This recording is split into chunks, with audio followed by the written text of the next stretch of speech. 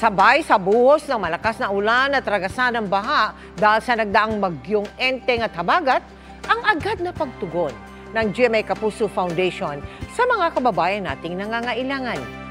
Mga kapuso, makakaasa kayo na sa panahon ng sakuna, laging nakaagapay ang GMA Kapuso Foundation. Ang hagupit ng nakalipas sa bagyong Enteng na pinatindi ng Habagat, nag-iwan ng mahigit 1 bilyong pisong pinsala sa agrikultura, 200 milyon naman sa infrastruktura at 21 ang napaulat na nasawi. Sa Rizal na nakaranas ng matinding pagbaha, flash flood at landslide, 12 ang nasawi.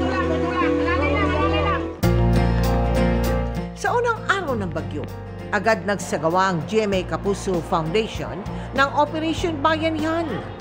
4 na beses tayong nagpunta sa napuruhang lungsod ng Antipolo at namigay ng food packs, lugaw, donut, tinapay, sabon, kumot at manig.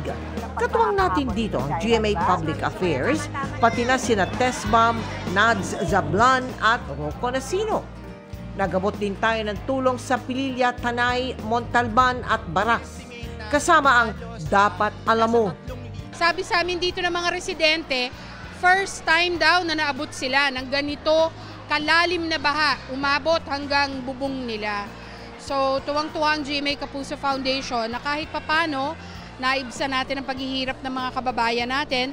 Nakasama rin natin ang unang hirit sa paghatid ng food pack sa Bacoor, Cavite.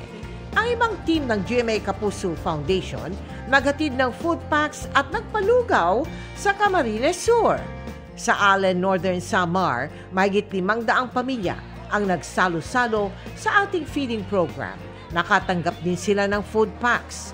Nag-abot din tayo ng tulong sa mahigit 600 pamilya sa Lavezares.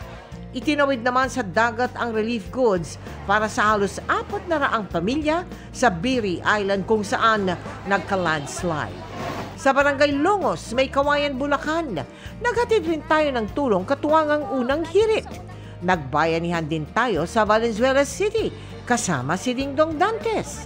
Sa kabuuan, mahigit 34,000 na individual na naperwisyo ng bagyong Enteng at Habagat ang ating naserbisyuhan.